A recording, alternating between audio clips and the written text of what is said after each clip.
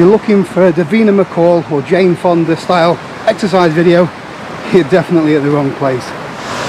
It isn't your typical style of boot camp, but I am wearing boots and I'll definitely be showing you some camping.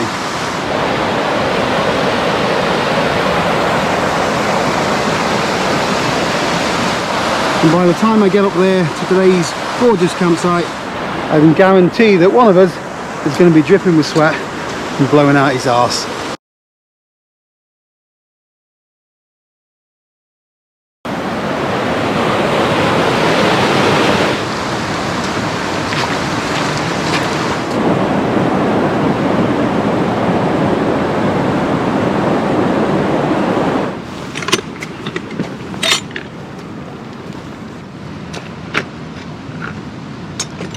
Today's video is sponsored by Squarespace. For a free trial, head over to squarespace.com/Paul Messner. And tonight we're going to be pitching a tent either at Stye Head or Sprinkling Tarn, which is somewhere over there. I'm already puffing and panting a bit. Definitely going to get my steps in today, and you don't get views like this on the treadmill. The water fountain's pretty impressive too.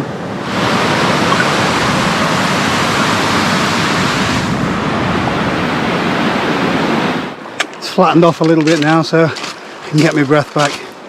Thinking the tarn's just over there. Well, Stye Head Tarn is anyway. Sprinkling Tarn, I think there's a bit more elevation to go for that. Definitely need some good waterproof boots though.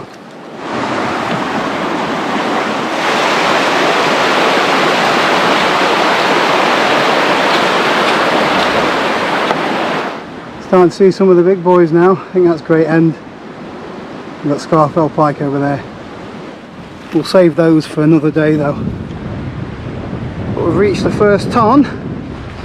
This one's called Stye Head Tarn, and it looks like there's loads of spots to pitch a tent. I've got plenty of time, so I'm going to keep pushing on and check out Sprinkling Tarn.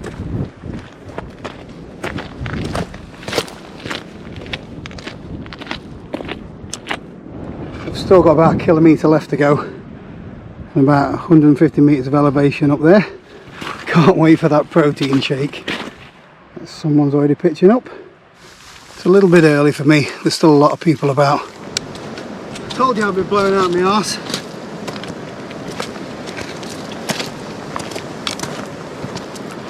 Totally worth the effort.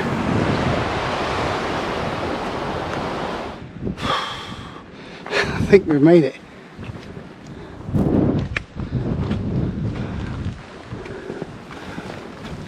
Looking gorgeous. Just need to find somewhere good to pitch up now. Looks like someone might have already got the best spot. Bloody windy though. It's going to be a really good test for the tent.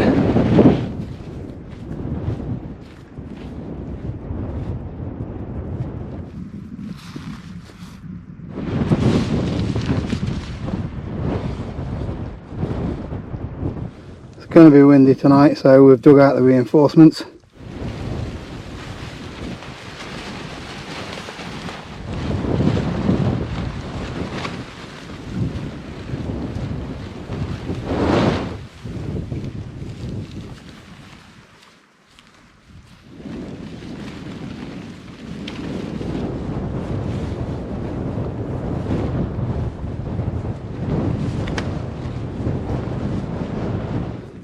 That looks pretty solid in this wind.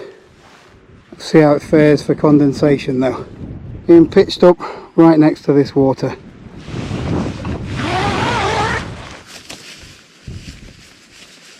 I'll give you a look around in a minute. I think I'm going to have that protein shake.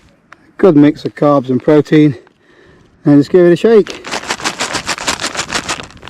I'm expecting to see some gains.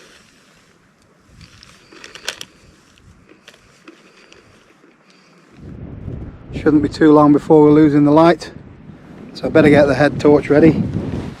Got a new quilt. Here's another UGQ Bandit. This one's rated down to -6 degrees, so I shouldn't melt in this one as much. Quality of these is absolutely awesome.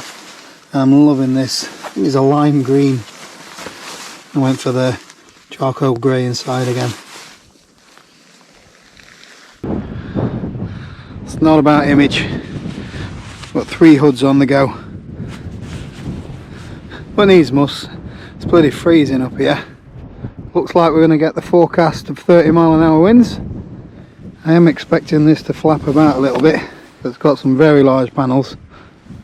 But from the wind tunnel tests that I've seen, I reckon it's up to the job. Those colours are out of this world.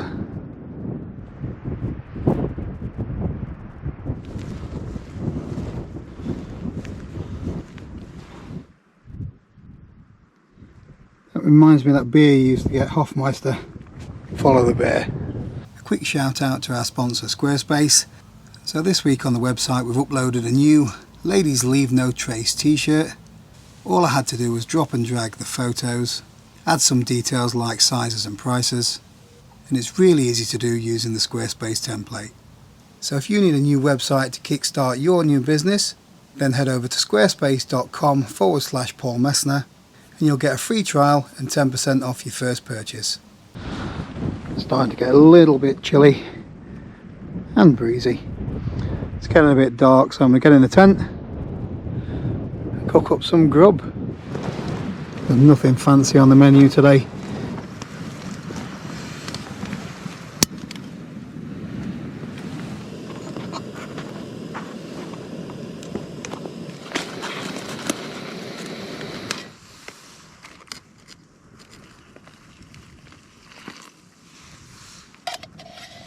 Definitely earned this today. Walked 8.5 miles according to my app, and we're a couple metres short of 600 metres above sea level. So I've come out for a little bit of a wander. Thought we'd test the headlamp. So that is the light just on the lowest setting, and that's full beam. Which is very impressive, to be fair. That's the other side of the tarn. I don't think I'll be needing full beam though. I think it's going to be a windy one.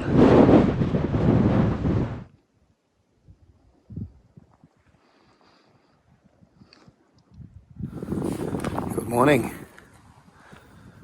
We didn't get the wind. In fact, there was barely a breeze, which did surprise me. Did get some condensation last night, both inside and outside the tent. This cloth's awesome. Just give it a wipe. The problem goes away. Gorgeous sky. The orange tent's gone from over there.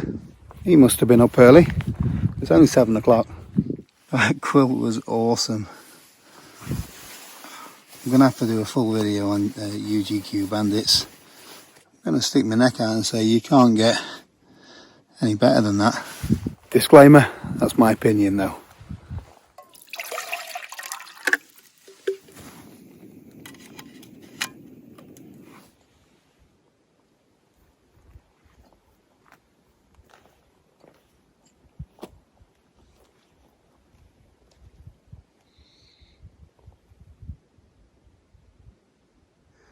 So I did have one little issue last night. Because I'm pitched on a slight slant, the sleeping pad just slipped down to the bottom of the tent. Nothing major. So I'm guessing my sleeping bag, actually, it's not bad at all. Thought this would be damp.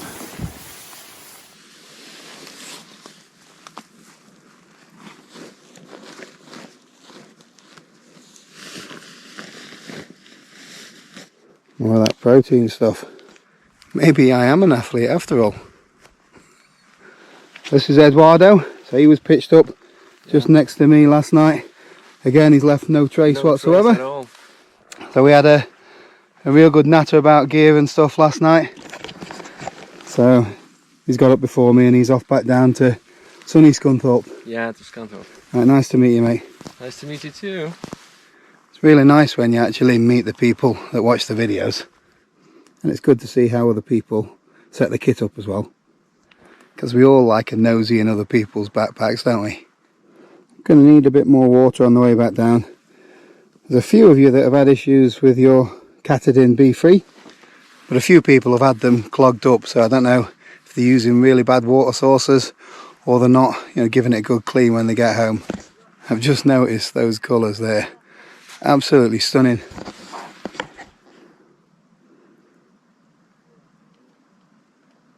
Look at that reflection. Does it get any better than this? I know I say that a lot, but each time it seems to get better. So on the way down, we'll have a look at how the flow rate is working for me. These might be a little bit bulky, but they're awesome stakes. Tent's not going anywhere with these.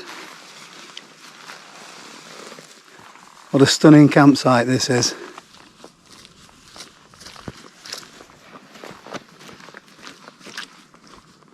So you'd think that coming downhill is a little bit more gentler exercise, and it is when it comes to the cardiovascular side of things. But physically, I find coming downhill a lot tougher, as my knees aren't what they used to be. After many years of playing football, I'd definitely struggle if I didn't have a walking pole, as they do take quite a lot of pressure off your knees when you're coming downhill. I always try and get my water from a running source if possible.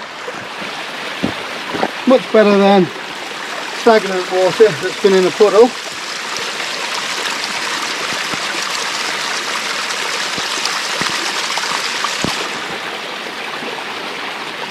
Not perfectly clear, but definitely clearer than that Peak District stuff. But the flow rate's still really good on mine. But I do always back flush it with a big syringe when I get home. Always helps if you've got a clean looking water to start off with. If your water's really dirty, you could always pre-filter it first using something as simple as a coffee filter or a bandana. You'd be surprised how much gunk they take out. So to wrap things up, as you've probably gathered, I'm no athlete. But on this trip I have walked 10 miles up and down a mountain. It's not quite powerlifting, but I have had 10 or 12 kilos in my rucksack, and if weightlifting's your thing, you could always stick a couple of extra cans of Brewdog in your pack. The views have been stunning, and that hike up there definitely got me out of breath. And that's my kind of exercise.